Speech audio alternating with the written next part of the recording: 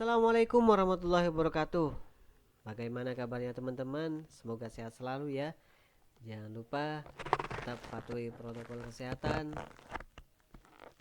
tetap tegakkan 3M, mencuci tangan, memakai masker, dan jaga jarak agar kita selalu terjaga dan terhindar dari virus COVID-19. Pada pertemuan kali ini kita akan membahas tentang tanggung jawab meningkatkan kemampuan belajar. Nih teman-teman kelas 7 semester awal kemarin banyak sekali, nggak cuma 1, 2, 5 anak ya, tapi sebenarnya banyak sekali anak yang semangat belajarnya masih rendah dan tanggung jawabnya sangat jauh lah sekali. Banyak tugas-tugas yang belum dikerjakan, akhirnya ketika menjelang ujian semester harus mengerjakan tugas untuk mengisi nilainya. Kita mumpung masih semester awal, di semester kedua ini kita siapkan diri agar jangan sampai kejadian semester awal kemarin terulang lagi. Di sini yang disusun oleh saya Muhammad Sabit Romadoni, Bu Sumini, dan Pak Burhan. Yang pertama yang harus kita ketahui adalah proses belajar. Perhatikan bagan berikut. Yang pertama, penangkapan objek, pengolahan, penyimpanan, dan reproduksi. Apa sih Pak penangkapan objek, pengolahan, dan penyimpanan itu? Kita lihat jelasannya. Semuanya itu berhubungan antara satu sama lainnya. Yang pertama tentunya penangkapan objek, dan yang terakhir kelihatan hasilnya itu ketika sudah direproduksi. Yang pertama, penangkapan objek itu kita menerima informasi, menerima ilmu itu dilihat dari gaya belajarnya. Gaya belajar di sini terbagi menjadi 3 hal. Yang pertama, pendengaran atau auditori. Yang kedua, penglihatan atau visual, dan yang terakhir perabaan atau kinestetik. Orang yang suka belajar dengan pendengaran atau mendengarkan musik, belajar sambil mendengarkan musik, belajar sambil mendengarkan berita atau yang lain, pokoknya yang lebih aktif itu pendengarannya, itu orang yang auditori. Seperti itu. Seperti itu ya. Jadi gaya belajar pendengaran itu adalah orang yang belajar dengan lebih aktif pendengarannya. Misalnya mendengarkan guru sedang menyampaikan materi, dia langsung menangkapnya. Seperti itu. Tanpa harus melihat pun dia paham maksud yang dimaksudkan oleh gurunya.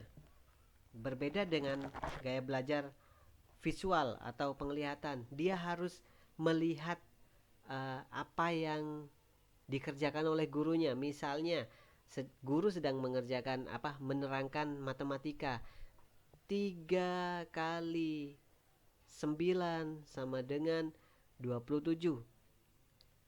Orang yang auditori tanpa melihat papan atau presentasi gurunya sudah paham maksudnya. Tapi untuk orang yang visual harus melihat 3 kali 9 itu diapain, 3 dijejer-jejer menjadi 9, terus ditambah-tambah menjadi berapa akhirnya. Seperti itu. Harus dilihat dulu pokoknya apa yang dikerjakan oleh gurunya, apa yang ditulis oleh gurunya, apa yang ditampilkan oleh gurunya. Itu tipe kepribadian yang visual atau penglihatan. Dan tipe gaya belajar maksudnya. Gaya belajar yang terakhir adalah kinestetik atau perabaan. Ini biasanya orang yang suka belajar dengan gerak. Aku paling suka belajar olahraga. Aku paling suka praktik IPA. Aku paling suka praktik-praktik apapun yang membutuhkan gerak. Pokoknya gaya belajar kinestetik atau perabaan ini anaknya nggak bisa gerak, jadi harus gerak terus biar bisa belajar dengan baik. Selanjutnya, penangkapan objek ini akan diolah oleh otak kita dengan 3 cara: IQ, SQ, dan EQ. Intelijensi, emosional, dan spiritual. Ini akan diolah, mendengarkan terus diolah oleh intelijensi kita, emosinya bagaimana, spiritualnya bagaimana. Selanjutnya akan dilanjutkan untuk penyimpanan. Penyimpanannya seperti apa? Dalam bentuk apa? Kita menyimpan ilmu kita dengan cara membuat catatan, singkatan, rangkuman, bagan seperti ini, atau ingatan. Tapi jangan cuma diingat saja belajar itu, tapi juga dicatat agar kita selalu mengingat apa yang disampaikan oleh gurunya. Kita belajar dan mengikat ilmu itu dengan cara mencatat. Kalau ilmunya sudah diikat, kita akan selalu ingat. Tapi kalau ilmunya tidak diikat, ilmunya akan kabur atau kita mudah lupa. Tadi gurunya bilang apa ya? Tugasnya besok apa ya? Tapi kalau kita selalu mencatat apa yang disampaikan oleh guru, kita sama dengan mengikat ilmu. Selanjutnya, sudah disimpan ilmu yang sudah kita pelajari, dan kita akan memproduksi ilmu yang kita dapatkan dengan cara dilihat dengan cara hasil ulangan, tes, tanya jawab dengan guru atau dengan ingatan juga. Ingat gak ketika ditanya sama gurunya? Ingat gak ketika dites? Ingat gak ketika ulangan? Bisa terlihat di situ hasil belajar kita. Selanjutnya, belajar yang efektif. Cara belajar yang efektif dapat digambarkan sebagai berikut. Yang pertama, membagi waktu atau menyusun jadwal kegiatan.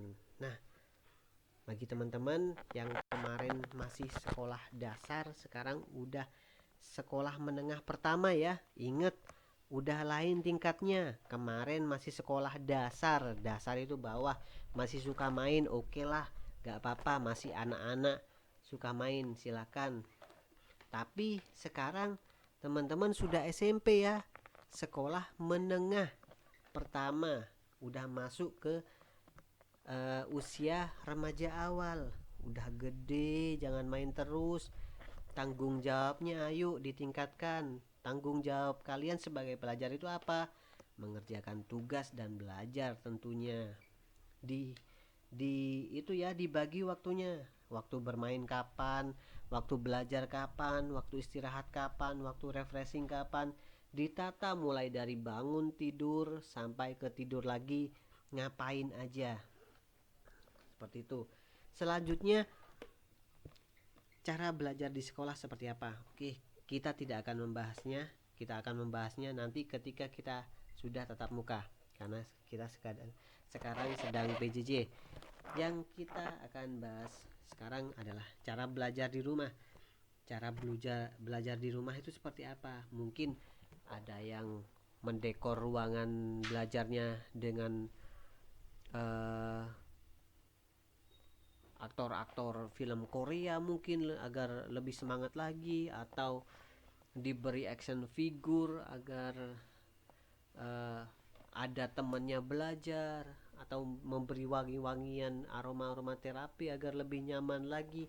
Silakan Buat ruang belajar kalian senyaman mungkin agar kalian dapat belajar dengan baik tentunya. Dan tentunya jangan lupa dibaca juga pengertian belajar, prinsip belajar, proses belajar, disiplin ini ya tentunya.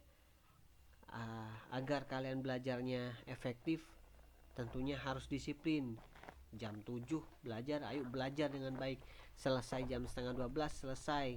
Habis selesai belajar, kerjakan tugasnya langsung agar tidak menumpuk. Selesai mengerjakan tugas, boleh mau main-main, mau refreshing silahkan, agar tercapai belajar yang efektif dan efisien. Prinsip-prinsip belajar di sini ada banyak. Yang pertama, mengikuti pelajaran dengan tekun. Tentu ya, kalau tekun pasti kita akan mencapai target kita. Target kita apa semester ini? Harus lebih baik daripada semester sebelumnya tentunya. Memotivasi diri. Nah, motivasi diri itu lebih baik keluar dari diri kita sendiri, bukan dari orang lain. Percuma orang lain memotivasi kalian kalau kalian sendiri malas-malasan. Jangan malas ya. Kita sudah SMP, bukan SD lagi, sudah remaja, bukan anak-anak lagi. Harus sudah punya motivasi. Motivasi belajarnya apa? Belajarlah sampai ke negeri Cina. Wah, keren. Jangan sampai belajar cukup di sini, jangan. Harus keluar dari diri sendiri. Percuma kalau bapak ibu bilang ayo belajar belajar belajar, tapi kalian sendiri males. Tapi kalau kalian memiliki motivasi dari diri kalian sendiri, kita sebagai guru tinggal memberikan stimulus agar kalian dapat belajar dengan baik. Seperti itu ya. Selanjutnya, konsentrasi tentunya. Nah, kenapa ini kok ditulis konsentrasi? Karena dalam keadaan PJJ kayak gini tentunya sulit sekali ya mendapatkan konsentrasi yang baik. Oleh sebab itu tadi Bapak bilang, buatlah tempat belajar yang nyaman agar kalian dapat mencapai konsentrasi yang lebih baik lagi. Kalau gak nyaman tentunya gak konsentrasi ya, karena baunya gak enak akhirnya tutup hidung terus, karena banyak barang-barangnya akhirnya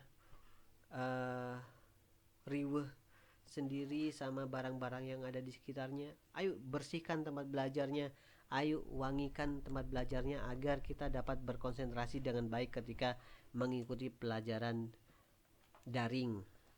Selanjutnya, berani bertanya kepada guru bila belum mengerti. Apa yang belum dimengerti? Silahkan tanyakan. Misalnya gak ngerti yang dijelaskan oleh Pak Guru PPKN tentang Pancasila. Apa itu Pancasila? Tanyakan sama gurunya. Jangan jangan malu bertanya. Malu bertanya sesat di jalan ya. Bukan malu bertanya terus balik lagi, bukan. Kalau balik lagi mau balik lagi ke SD. Enggak kan ya? Jadi malu bertanya sesat di jalan, biar tidak tersesat di jalan. Makanya kita harus bertanya ketika ada ya hal yang tidak kita mengerti. Selanjutnya, baca secara keseluruhan materi yang dijelaskan oleh guru. Ulangi bagian-bagian pokok sampai mengerti. Mungkin bisa jadi yang belum kalian mengerti itu karena kalian belum membacanya secara keseluruhan. Oleh sebab itu, ayo dibaca secara keseluruhan, mulai dari pengertian, tujuan, manfaat, itu dibaca dengan baik agar kita mengerti apa yang dimasukkan dalam satu bab tersebut. Lalu buat bagan agar kita mengerti alurnya. Pancasila itu di mana, Bhinneka Tunggal itu di sebelah mana letaknya, undang-undang itu posisinya di sebelah mana. Buat bagan yang baik, yang menarik agar kita membacanya tidak malas, agar kita suka membacanya. Terus sering dibaca ulang-ulang, berulang-ulang. Kalau bagannya baik, catatannya rapi, kita gak malas kan untuk membacanya. Dan jangan bosan berlatih atau tanya jawab dengan teman maupun guru. seperti matematika. Ini butuh latihan ya. Mengerjakan soal matematika itu gak mudah. Kita harus melatih diri agar terbiasa dengan pola-pola yang rumus yang diberikan oleh guru kita. Kalau kita gak dilatih, gak bakal ngerti. Tuh. Selanjutnya kreatif dalam mencari sumber belajar yang lain. Sekarang kita sudah difasilitasi HP, silakan kalian mau cari ilmu tentang apa di Google itu banyak. Tulis aja keywordnya. Misalnya Bhinneka Tunggal Ika itu berasal dari bahasa apa? Tulis aja yang kalian gak mengerti. Setelah kalian baca masih gak ngerti juga, silakan didiskusikan dengan temannya. Kalau gak ngerti juga setelah diskusi dengan temannya, tanyakan kepada gurunya ketika pertemuan selanjutnya. Seperti itu ya, diskusi kelompok yang barusan saya sampaikan. Oke, terima kasih ya teman-teman. Jangan lupa untuk komentar di kolom komentar dengan format nama, kelas, nomor absen, dan tanggapan kalian tentang video pembelajaran ini. Terima kasih, kita akan jumpa lagi di pertemuan selanjutnya. Assalamualaikum warahmatullahi wabarakatuh.